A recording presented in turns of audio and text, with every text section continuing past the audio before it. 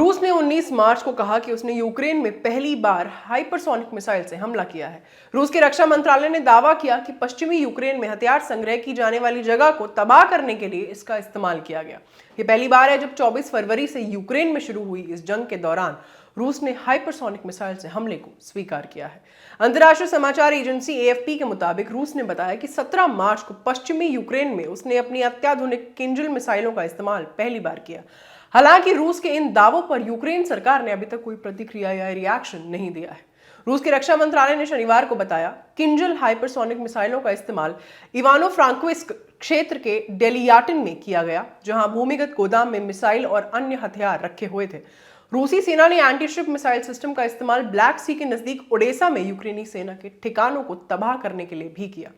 इवानो फ्रांकोविस्क क्षेत्र नेटो सदस्य रोमानिया के साथ 50 किलोमीटर की सीमा साझा करता है। किंजल मिसाइल सिस्टम रूस के सैन्य खेमे में अत्याधुनिक हथियारों में से एक है।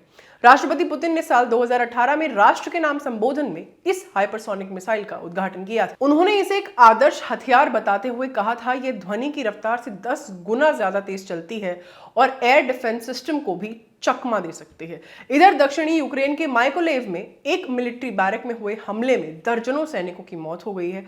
समाचार एजेंसी एएफपी के मुताबिक प्रत्यक्षदर्शियों ने बताया कि घटनास्थल पर रेस्क्यू ऑपरेशन जारी है।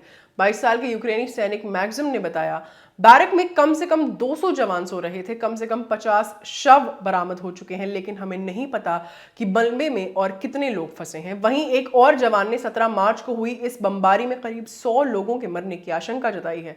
हालांकि प्रशासन ने अब तक मौत का कोई आंकड़ा जारी नहीं किया है। रूसी सेना पिछले कई दिनों से माइकोलेव पर हमला कर रही थी, जो रणनीतिक रूप से महत्वपूर्ण ओडेसा के पास स्थित है। यह ब्लैक सी से 130 किलोमीटर की दूरी पर है। माइकोलेव की आबादी करीब 5 लाख है। रूस ने यूक्रेन पर 24 फरवरी को हमला शुरू किया था। रूसी राष्ट्रपति व्लादिमीर पुतिन इसे विशेष सैन्य कार्रवाई कहते रहे हैं। इस जंग के शुरू होने के बाद दोनों देशों के बीच कई बार बातचीत भी हुई, लेकिन कोई समाधान नहीं निकल पाया। यूक्रेन के राष्ट्रपति वोलोदिमीर ज़ेलेंस्की ने 17 मार्च को एक बार फिर से रूस से बातचीत की अपील की थी। उन्होंने कहा था कि समय आ गया है कि बातचीत की जाए। ज़ेलेंस्की ने यह भी कहा था कि रूस के लिए अपनी गलतियों से होने वाले नुकसान को कम करने का यही एकमात्र मौका है। ये खबर आपके लिए लिखी थी साकेत ने। मेरा नाम है आस्था, कैमरा के पीछे है जतिन। देखते रहिए दी लल्लन टॉप। शुक्रिया। दी लल्लन टॉप मतलब आपकी खबरें पढ़ने का एक्सपीरियंस बदलने वाली वेबसाइट। यूट्यूब और फेसबुक पर भौकाल काटने के बाद अब बारी है ऐप की। लल्लन टॉप ऐप जो लॉन्च होते ही कुछ ही घंटों में बन गया था नंबर 1। प्ले स्टोर से एंड्रॉयड ऐप इंस्टॉल कीजिए और जुड़े रहिए लल्लन टॉप खबरों से। अब एक ही जगह पर मिलेंगे पॉलिटिकल किस्से, लल्लन टॉप शो, चुनावी कवरेज, पड़ताल और आसान भाषा में। पाइए लल्लन टॉप की वीडियो सबसे पहले, फेसबुक और यूट्यूब से भी पहले। खबरें और वीडियो का आपको मिलेगा नोटिफिकेशन।